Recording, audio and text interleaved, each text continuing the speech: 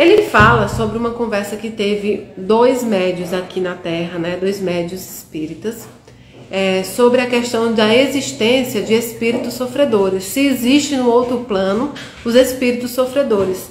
Porque um dizia acreditar que todos os nossos sofrimentos, eles ficariam aqui, com a nossa matéria, com a nossa carne, diante do desencarne, diante dos enterros, né, de tudo isso, ficaria aqui na Terra.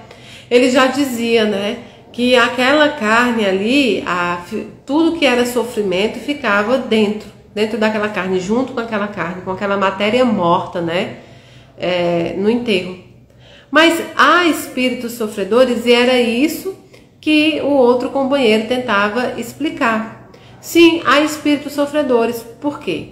Porque todos nós somos semeadores aqui neste plano. Somos semeadores e plantamos tudo aquilo que nós achamos por bem plantar. Nós plantamos tudo que com os nossos atos nós conseguimos. E muitas vezes nós não plantamos coisas boas, nós não semeamos coisas boas. Nós semeamos muitas vezes coisas que não são agradáveis, coisas ruins, porque a gente não se vigia, né? A gente usa o orar e vigiar da Bíblia como uma arma para os outros. Quando para a gente não faz isso. Então você planta sofrimento e você não vai colher nada diferente disso.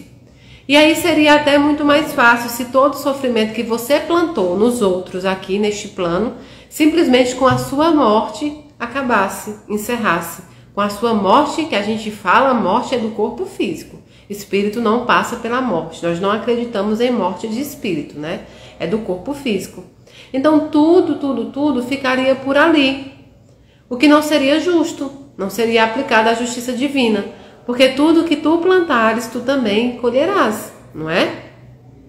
Então, nós estamos falando aqui de sofrimentos de doenças. Nós não estamos falando aqui de alguém que passou um processo de câncer e quando desencarnar o espírito estará sofrendo, estará doente desse câncer ou doente de qualquer outra coisa que seja. Não é esse tipo de doença que nós estamos conversando, que nem o capítulo do livro está falando. Nós estamos falando das doenças espirituais. Nós estamos falando das doenças psicológicas que nós levamos.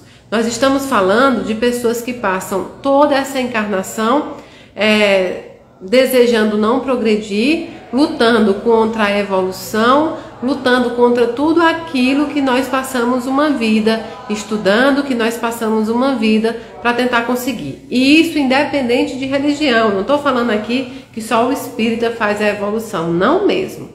Qualquer religião leva à evolução, desde que a pessoa que está disposta, né, a evoluir. Então, qualquer religião é boa, né? Chico Xavier já dizia isso. Toda religião é boa, não é?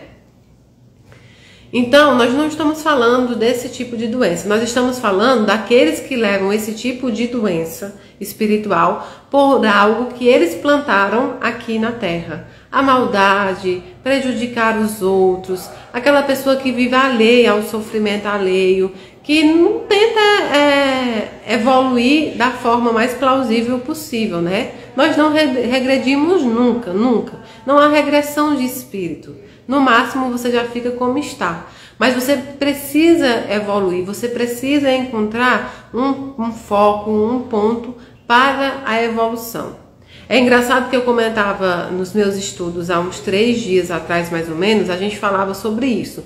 Sobre como o ser humano, ele às vezes tem uma incapacidade de saber os seus próprios defeitos, mas ele tem uma capacidade enorme de descobrir, de julgar os defeitos de todo mundo que está ao seu redor.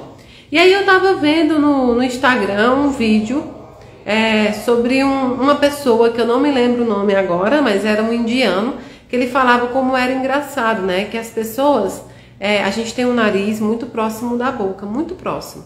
Se você ficar 3 dias sem escovar os dentes, é capaz que você não sinta o seu hálito, você mesmo não sinta o seu hálito.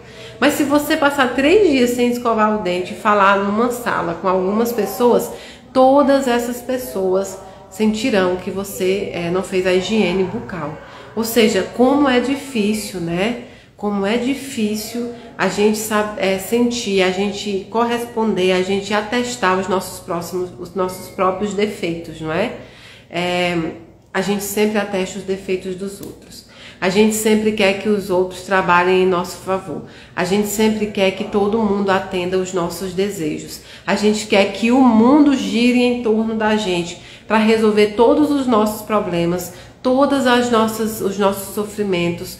Nem Jesus, quando veio para cá, ele não prometeu a solução dos seus problemas. O que ele prometeu é que ele te daria força, que ele seria aporte seguro, que ele seria alguém que você podia se segurar quando você estivesse passando por esses problemas. Ele não trouxe soluções, mas ele te deu instrumentos, que é a fé, para que você pudesse lutar, para que você pudesse evoluir, para que você pudesse ter um porto seguro para você vencer esses problemas, né?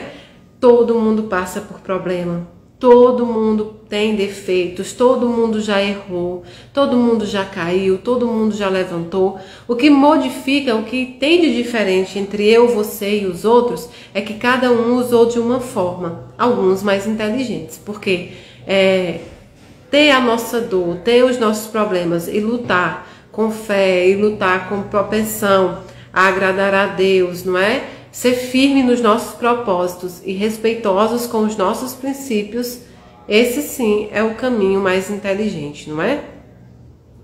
A reclamação, todo dia reclamar, o todo dia culpar os outros, o todo dia se colocar sempre para baixo. Eu não consigo andar, eu não consigo caminhar, eu não consigo comer, sempre acontece algo ruim comigo, eu estou muito triste. Não, isso é coitadismo, isso é coitadismo. E ninguém precisa de coitadismo, nem eu, nem você, nem ninguém. O que nós precisamos é estar sempre forte, porque problemas sempre haverão. Todo mundo nesse momento está passando por problemas, todo mundo. Aquele que você olha para ele e fala assim, olha, nossa senhora, aquela pessoa é tão feliz, tem tudo que ela quis, assim como eu queria. Não, também passa por um problema. Mas nem todo mundo lança esses problemas no ar, nem todo mundo usa esse problema para se tornar um coitado, para se tornar uma pessoa baixa. Não, às vezes as pessoas usam esse problema para se libertar, usam esse problema para caminhar e para lutar, né? Usa esse problema para seguir em frente. Tudo, até um empurrão te leva para frente, não é assim? Uma queda te faz levantar e caminhar.